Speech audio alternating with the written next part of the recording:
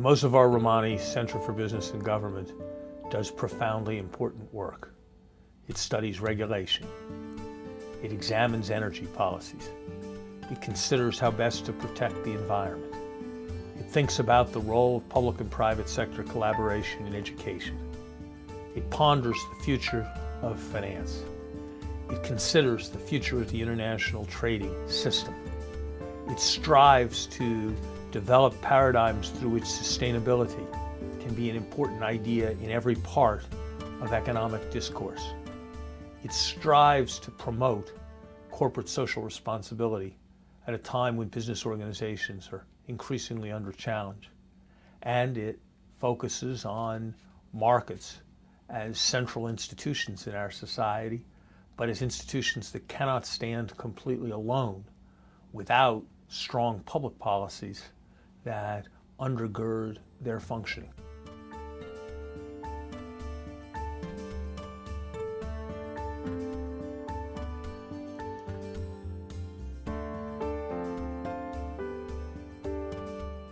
I was asked to see if I could develop a set of general guiding principles that would establish authoritatively what the respective roles of countries and companies are in promoting human rights. Human rights as affected by business entities, particularly multinational corporations. Because we live in an increasingly globalized world, we live in a world of global markets, global economic actors. Authority remains lodged in 197 nation states. Many companies operate in countries where the rule of law is weak, and they sometimes get involved in those situations in human rights abuses, the abuse of workers, not paying attention to working conditions, having buildings collapse. And so there was a need to establish a sort of a common baseline of responsibility. This is what the government needs to do. This is what the companies need to do. And here are the here's what the civil society has the right to demand. So those three things needed to be established, and they were. The guiding principles I put forward were unanimously endorsed by the UN. They've been adopted by any number of other international standard-setting bodies, and companies are now busy aligning their practices with them.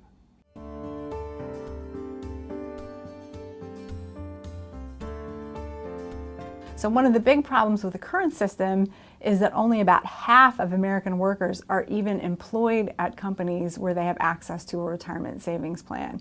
And those individuals are saving at a much lower level than other individuals. Even amongst the individuals who have a workplace savings plan, some of them are doing okay because the employers have structured the plans well, but you know, a third, maybe even a half of those individuals aren't doing even very basic things like saving at a level that would allow them to take full advantage of the match that their employer provides.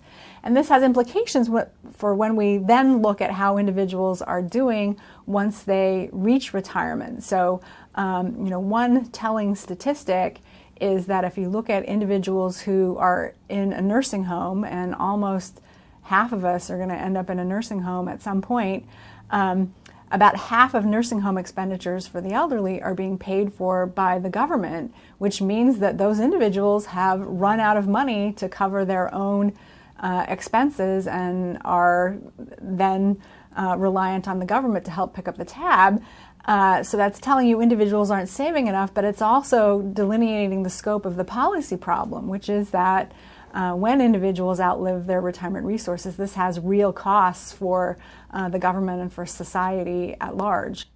And after working on how to get people to save for retirement, my research and that of others, I think, has given us some pretty effective solutions that have been incorporated by businesses and the types of savings plans they offer to their employees, and that's also been incorporated by the government in the US and in the UK, other places, in terms of regulation to try and encourage more effective retirement savings.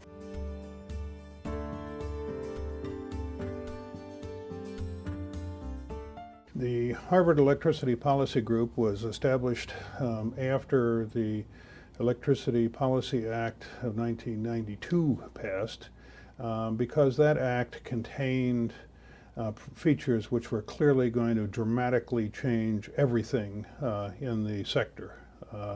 And people didn't understand what was going to happen or what needed to be done.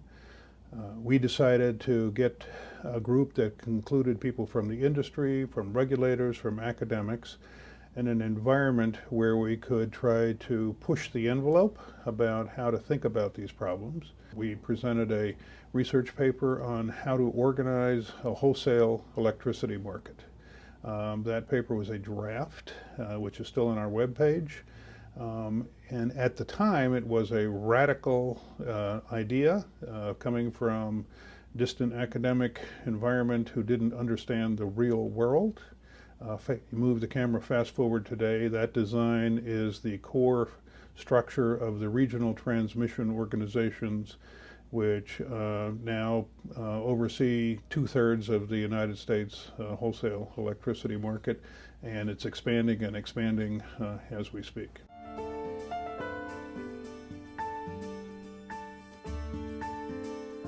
The main takeaways from my research on the cost of war is that wars have long-term costs that go on for decades after the last shot is fired. And what we found in looking back, for example, at World War I, is that the peak year for paying veterans' costs associated with World War I was in 1969. And in World War II, the peak year was in the 1980s. And for Vietnam and Korea, the costs are still going up. So even a very short conflict like the Gulf War, which only lasted for 6 weeks, has long-term costs. And the upfront costs were paid by the Saudis primarily, but we now pay $5 billion a year in veterans' disability benefits for those who fought in the first Gulf War.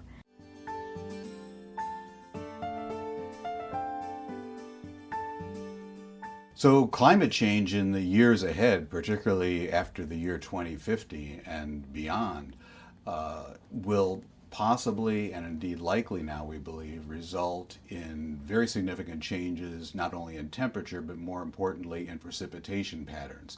That will be particularly important for countries that are highly dependent upon agriculture.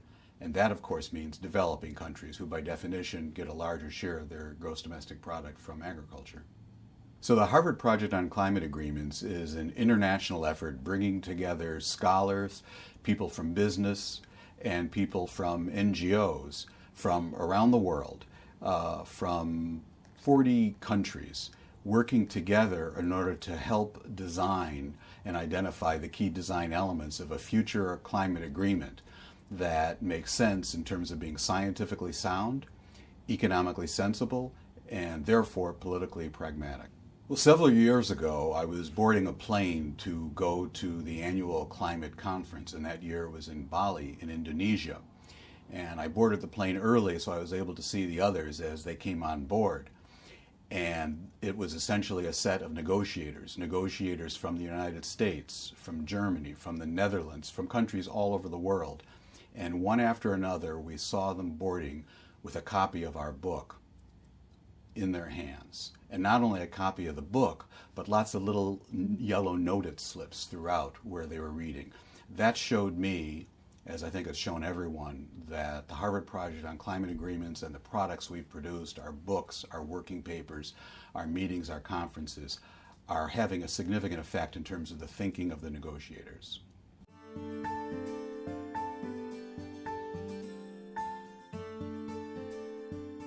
So I believe that all of us affiliated with the center are very fortunate to be part of something that is so centrally involved with so many of the issues that are crucial for the future of our national life.